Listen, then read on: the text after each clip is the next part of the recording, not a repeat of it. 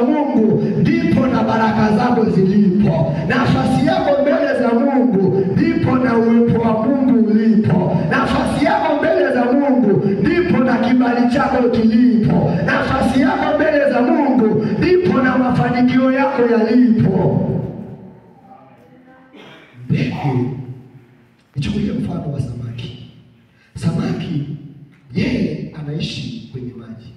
Ukimwondoa kwenye maji ukamweka kwenye vumbi, atembea, hata ukimweka kwenye tiles, yeye hawezi kuishi, kwa sababu yeye hapo sio nafasi yake. Kuna watu ni samaki lakini wanatembea kwenye nchi kavu, hawapo kwenye maji. Kuna watu hawapo kwenye nafasi zao. Unapokuwa hapo kwenye nafasi yako, unaonekana wewe hauna maana duniani. Usipokaa kwenye nafasi yako utadharaulika. Kitu ambacho shetani anakifanya ni kuwazuia watu wasikae kwenye nafasi zao.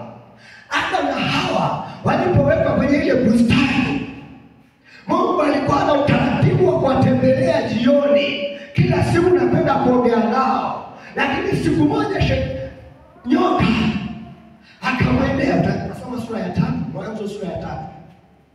Siku moja nyoka akawatembelea, anaongea na Hawa, anamwambia, je, mmeambiwa kwamba msile mti ya katikati?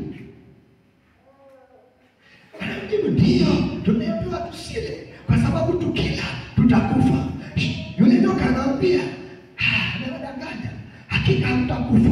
Mkila haya matunda mtafunguliwa macho, nanyi mtajua mema na mabaya kama Mungu, nanyi mtaelewa kila kitu kama Mungu. Kwa hiyo alipoambia hivyo, Hawa akaona ule mti ni wa kutamanika na unafaa kwa ajili ya kula. Wakala, walipokula lile tunda, macho yao yakafunguliwa. Walipofunguliwa, wanajitazama, wanaona wapo uchi. Walipoona kwamba wapo uchi, wakaenda kujitafutia nguo ya miti ya kuvaa, kwa sababu wamepata akili, wamekiuka maelekezo ya Mungu. Mungu akaja kama utaratibu wake, jioni anaenda kuwatembelea. Waliposikia sauti ya Mungu, wakatoka wakaenda kujificha. Mungu akawaita, akasema, Adam, Adam.